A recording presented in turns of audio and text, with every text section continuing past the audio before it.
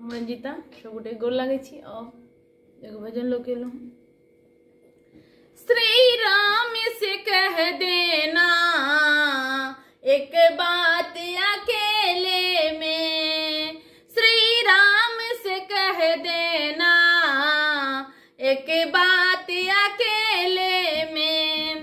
रोते हैं भरत भैया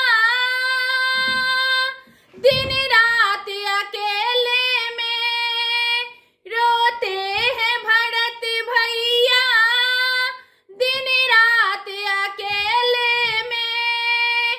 श्री राम से कह देना एक बात अकेले में, श्री राम से कह देना एक बात अकेले में।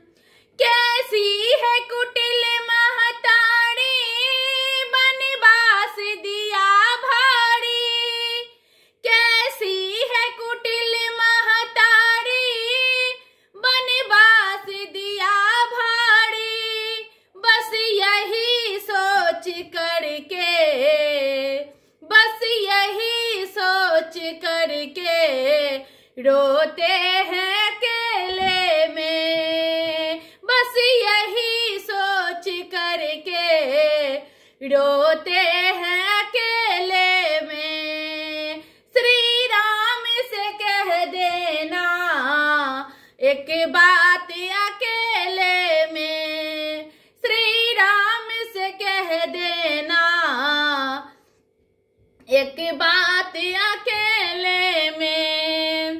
बन बन में भटकते होंगे मेरे राम लखन भैया, बन बन में भटकते होंगे मेरे राम लखन भैया। और साथ भटकती होगी मेरी सीता मैया, और साथ भटकती होगी मेरी सीता मैया। श्री राम से कह देना एक बात अकेले में, श्री राम से कह देना एक बात अकेले में। रोते हैं भरत भैया दिन रात अकेले में, रोते हैं भरत भैया दिन रात अकेले में। मैं अन्न तभी खाऊं जब खाए दोनों भैया, मैं अन्न तभी खाऊं जब खाए दोनों भैया। आँखों से बहे आंसू, आँखों से बहे आंसू दिन रात अकेले में, आँखों से बहे आंसू दिन रात अकेले में। श्री राम से कह देना एक बात अकेले में, श्री राम से कह देना एक बात अकेले में। लक्ष्मण भैया बड़ी भागी हर वक्त रहे चरणों में, लक्ष्मण भैया बड़े भागी हर वक्त रहे चरणों में।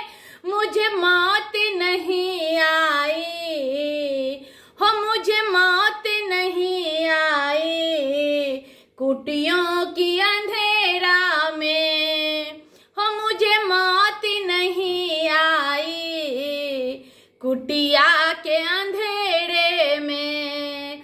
श्री राम से कह देना एक बात अकेले में, श्री राम से कह देना एक बात अकेले में। रोते हैं भरत भैया दिन रात अकेले में, हो रोते